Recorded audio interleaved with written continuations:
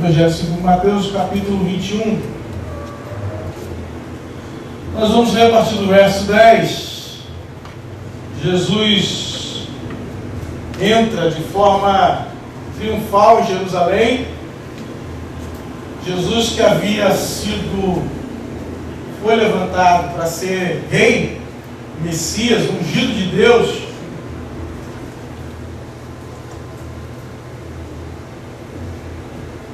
contrariou, a expectativa de alguns que acreditavam, e o costume do tempo era que o rei, ou aquele que domina, chega montado no cavalo, e Jesus chega montado num jumentinho, e o jumentinho, queridos, é um símbolo de paz, o cavalo é um símbolo de guerra.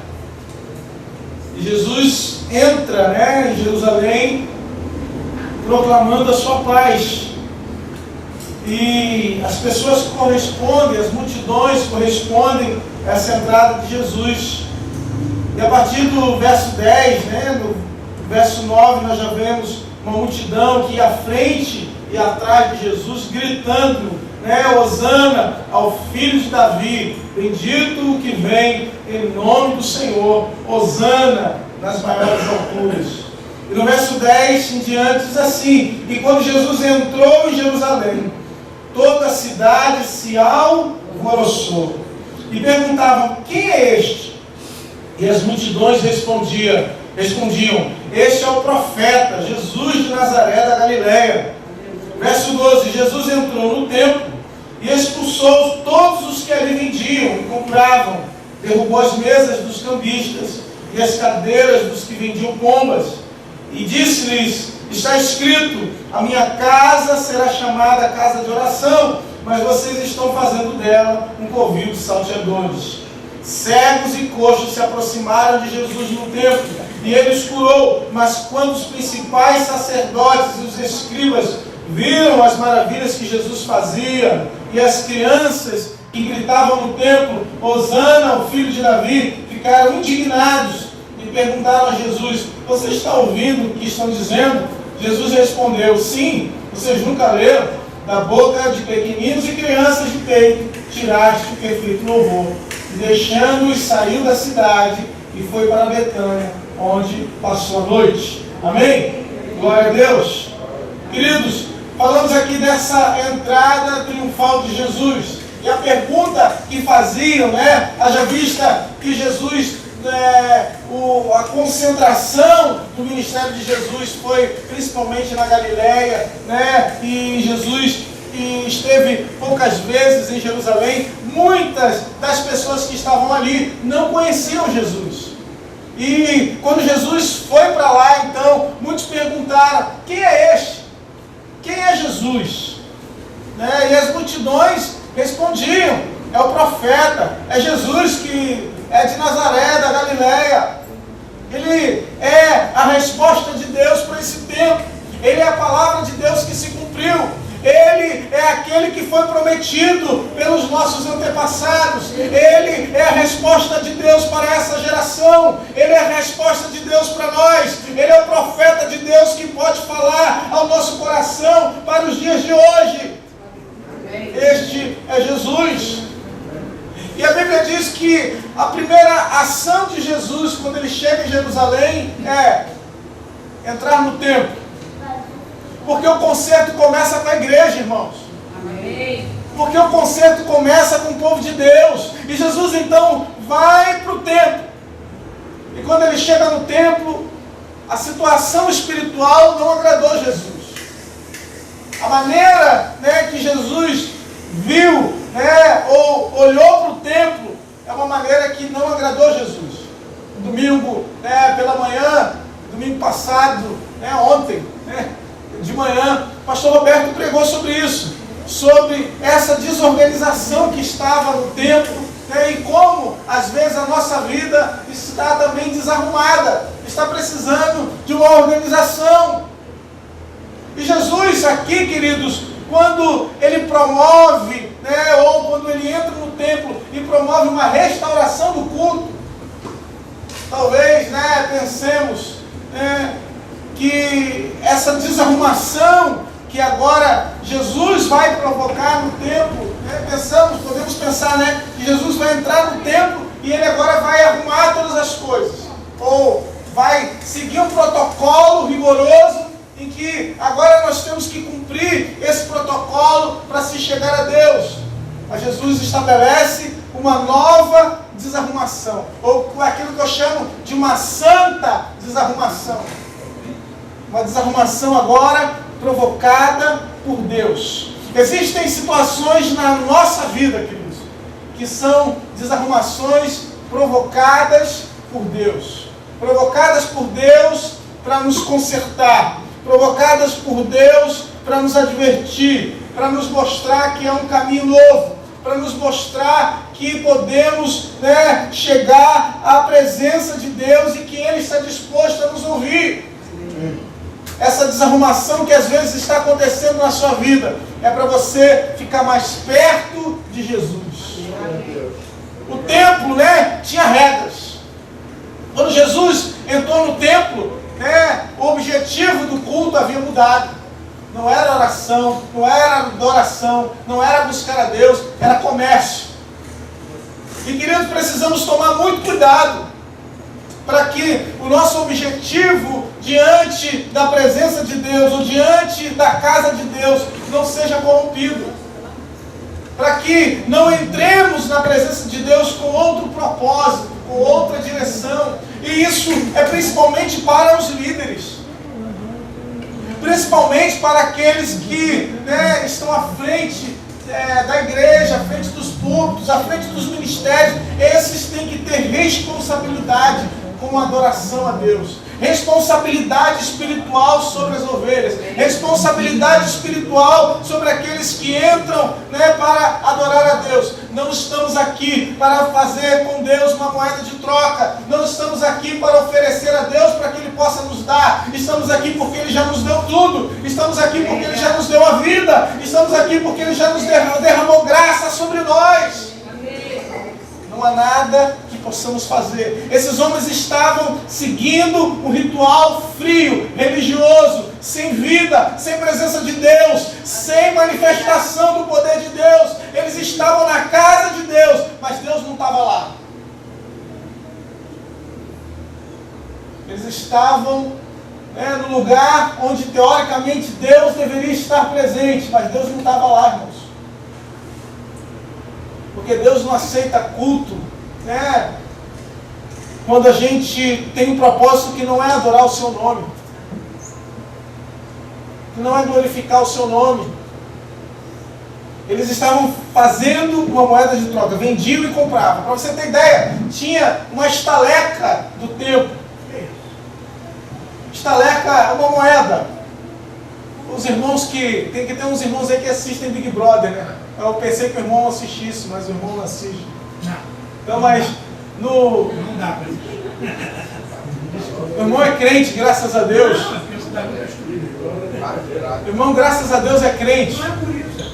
Não, mas havia uma moeda do templo que precisava ser trocada. Ou seja, não se podia comprar as pombas, os animais para o sacrifício diretamente com a moeda corrente da época. Você não podia chegar com a moeda lá e comprar a pomba. Você primeiro tinha que ir no cambista. O cambista tinha a sua taxa, a taxa de câmbio daquele dia, e a cotação do câmbio daquele dia, e você comprava a moeda do templo, e com a moeda do templo é que você comprava a pomba para você sacrificar a Deus. Os pobres usavam a pomba, tinha as ovelhas, os bois, então tudo isso era comprado, era feito uma moeda de troca, em que aqueles que dirigiam o templo, eles tinham o recurso, eles tinham o poder, eles tinham a capacidade financeira. E quando Jesus derruba essas mesas, derruba a mesa dos cambistas, derruba aquilo, Jesus está dizendo: por que vocês estão fazendo isso com a minha casa? Porque Jesus se importa com o culto, irmãos. Amém. Deus se importa com o seu culto. O culto precisa ser um lugar de adoração a Deus. E Deus então derruba por causa da moeda de troca. E Jesus então começa a citar textos do Antigo Testamento. E ele diz: a minha casa será chamada casa de oração. Um lugar para se buscar a Deus. Um lugar para estar na presença de Deus. Um lugar em que Deus ouve. Um lugar em que podemos falar com Ele. E ele usa então Jeremias 7,11, quando ele diz: olha, mas vocês estão fazendo dela um covil de salteadores. A advertência em Jeremias ao povo de Deus era: vocês estão usando o templo, achando que o templo físico, ele é o que vai guardar a vida de vocês, esquecendo de ter comunhão com Deus. E a gente precisa ter cuidado, irmãos, para a gente não ter uma fé em Deus supersticiosa.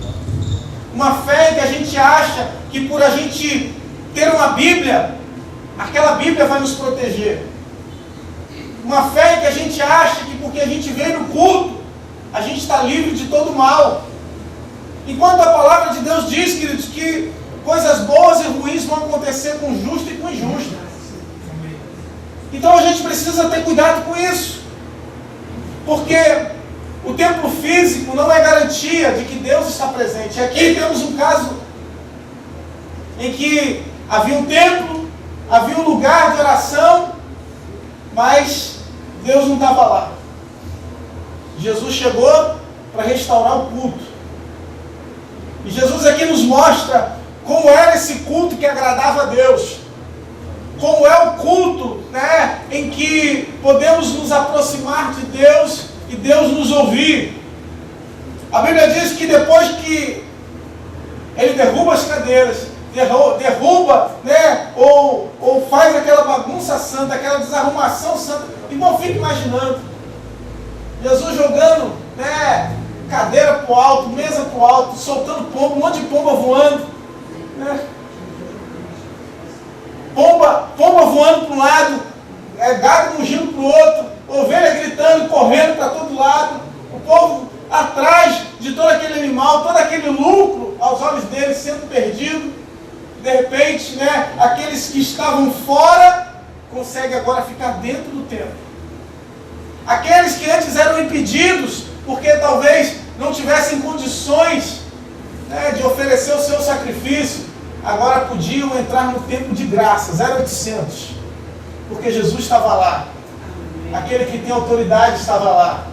Aquele que é o Senhor do sábado, o Senhor do tempo, dono do tempo, porque o tempo pode ser destruído, né? E ele diz que em 3 dias ele reconstruiria o templo, falando a respeito do seu próprio corpo. Esse Jesus estava lá presente, e a Bíblia diz que os cegos e os coxos se aproximaram de Jesus no templo. O templo, irmão, tem que ser lugar para os cegos e os coxos, para os aflitos, para aqueles que estão desesperados, para aqueles que estão precisando de vida, para aqueles que estão precisando de cura. O templo não é lugar de julgamento, o templo não é lugar da gente apontar o dedo, o templo não é lugar para a gente medir as pessoas conforme o seu estado social. O templo é o lugar da presença de Deus, é o lugar da cura, é o lugar do milagre, é o lugar da transformação. Os cegos e coxos puderam entrar no templo, puderam ficar perto de Jesus. Irmão, quem está cego, quem está coxo, perto de Jesus, não fica da mesma forma. Quem entra doente na presença de Jesus, não sai da mesma maneira que entrou. Podemos entrar e sair do templo várias vezes, mas quando entramos na presença dele, recebemos a nossa cura. Recebemos o milagre, recebemos a transformação. Ele é o Senhor do tempo. A Bíblia diz que Ele os curou. A cura na presença de Deus. A tua cura não está no lugar, a tua cura não está numa pessoa. Tem gente indo atrás de curandeiros, tem gente indo atrás de promessas, tem gente, né, fazendo, né, sacrifícios absurdos, dando dinheiro para pessoas que estão vendendo coisas na internet, buscando milagre, buscando uma cura, buscando uma solução. A tua solução está na presença de Jesus na sua vida. Ele pode curar. E a Bíblia diz que quando aqueles homens, sacerdotes, escribas, viram as maravilhas que Jesus fazia, eles não ficaram, felizes com isso. Jesus para eles era concorrência. Jesus para eles não significava, a manifestação de Deus para aquele tempo. Eles não se alegravam. Não se alegraram com essa bagunça santa que Deus estava fazendo, com essa desarrumação santa. Eu no culto da manhã lembrei disso, porque eu fiquei pensando, irmãos, imagina, alguém que entra coxo no culto, de repente essa pessoa começa a andar, você acha que ela vai querer ficar sentada no culto? Não. A pessoa entrou cega, de repente ela começa a enxergar, ela começa a gritar, ela começa a olhar para as pessoas, ela começa a se alegrar. As pessoas que conhecem ela, que sabem da história dela, começam a testemunhar e dizer: eu conheço aquela pessoa, ela era realmente cega. Um falando com o outro, as pessoas comentando dos milagres de Jesus. Mas às vezes a gente queria um culto frio, um culto a Deus parado, sem vida, sem presença. Um culto que a gente não ora, um culto que a gente não clama, um culto que a gente não lê palavra, um culto que a gente só apela para o emocional, só apela para aquilo que às vezes está tão óbvio e diante dos nossos olhos, enquanto Deus quer revelar coisas escondidas, quer fazer milagres sobrenaturais, quer fazer coisas grandiosas na nossa presença ou para nós. A Bíblia diz que ao ver isso, os milagres de Jesus, as crianças começaram a gritar, a clamar, dizendo: Hosana ao filho de Davi. Aleluia. Começaram a exaltar o nome de Jesus, a mesma saudação de quando Jesus entrou em Jerusalém. Agora as crianças começam a cantar em alta voz, a gritar alto: Hosana ao filho de Davi. Que culto bagunçado é esse, irmãos? É gente curada, é gente andando, é criança gritando. Que bagunça santa. Às vezes a gente vê uma criança, esses dias entrou um irmão que tem um filho, o filho dele é autista, e ele sentou no culto, de repente o garoto começou a gritar, e as pessoas começaram a querer mandar a criança calar a boca, ficar calada. E às vezes a gente não tem a sensibilidade, queridos, mas para Deus, Ele aceita todos, e isso é maravilhoso, porque aqui estamos falando daqueles que não poderiam estar, irmãos. As crianças cantando, louvando a Deus, os cegos, os coxos, os mancos, aqueles que tinham que ficar lá na porta do templo, lá fora. De repente, esses são, aqueles que estão agora com Jesus. Você está ouvindo o que estão dizendo? Perguntaram para Jesus. E ele diz: você não leu? Da boca de pequeninos e crianças de peito tiraste o perfeito louvor? Falamos aqui, Salmo 8. Jesus está dizendo para esse homem: eu sou Deus. Esse louvor é para mim, porque eu sou Deus. O Salmo 8 é um salmo de adoração a Deus, é um salmo de exaltação a Deus. E saindo, foi para Betânia, onde passou a noite. Meu irmão, Jesus aqui, ele se apresenta. Jesus aqui responde a pergunta: quem é este? Quem é este? Quando os discípulos estavam com Jesus, já tinham andado um bom tempo com Jesus, já tinham visto Jesus inclusive fazer alguns milagres. Em certo momento Jesus mandou os discípulos irem para o outro lado, e ele estava junto com eles no barco, e de repente uma tempestade, Jesus dormia, a Bíblia diz que Jesus estava dormindo, e uma tempestade pegou eles no meio do caminho. E os discípulos tentando de todas as maneiras contornar aquela situação, de repente, eles viram: vai acabar as nossas forças, nós não vamos conseguir, vamos morrer, e o mestre está dormindo. E eles vão acordar Jesus.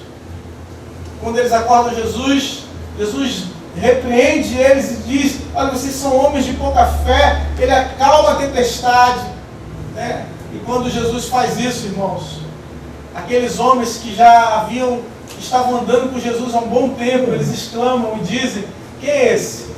Que até o vento e o mar lhe obedecem. Eles agora não conheciam Jesus da teologia. Eles não conheciam o Jesus, né, que falaram a respeito dele. Eles agora conhecem o Jesus que tem poder para acalmar o vento e o mar. Glória a Deus. Jesus que se apresenta aqui, irmãos, é diferente do Jesus do Sermão da Montanha. Porque no Sermão da Montanha, Jesus se apresenta com a sua teologia. Jesus prega para aqueles homens e mostra, né, quais são os princípios do reino de Deus. Jesus fala, né, de forma eloquente para aqueles homens quais eram as bases do seu ministério, qual era a base teológica do seu ministério, dizendo, né, e falando que a graça é superior à lei. Ele fala das bem-aventuranças, ele fala, né, que devemos, né, dar a outra face, ele fala a respeito do jejum, das ofertas, de diversas coisas. Mas aqui Jesus apresenta uma teologia prática. Jesus não chegou no templo para pregar uma teologia. Parou para pensar nisso? Jesus não chegou no templo para pregar, ele não assumiu o púlpito. Jesus chegou no templo para curar. Jesus assumiu uma teologia prática diante daquelas pessoas. A nossa teologia, ela não pode ficar somente naquilo que nós aprendemos, naquilo que nós lemos, somente no intelecto. A teologia, ela tem que ir para o coração. E a teologia que vai para o coração é a teologia que nós colocamos em prática na nossa vida. E como que a gente coloca em prática, pastor? É quando alguém, né, pisa no nosso calo e a gente consegue perdoar.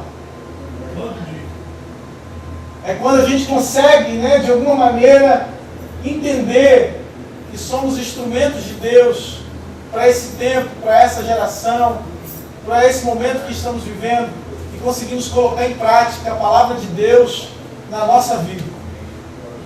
Dar a outra face, perdoar. Jesus ficou indignado com aqueles homens, irmãos. Derrubou tudo, mas ele agiu, ele curou. Ele, né, primeiro tomou uma ação de conserto, uma ação de restauração, uma ação para mudar. Uma ação que ele nos deixa esse conselho, que a ação que a igreja precisa tomar é a ação de orar, é a ação de clamar a Deus. Quando ele diz: a minha casa será chamada casa de oração, ele está falando para nós.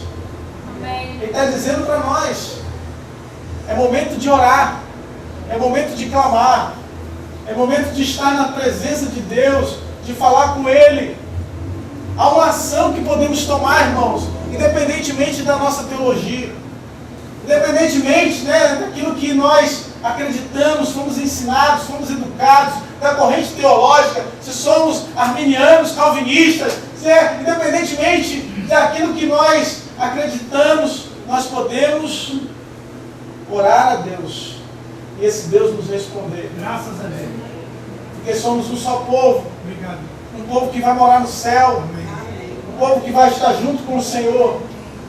Então podemos falar com Ele. Quem é esse Jesus?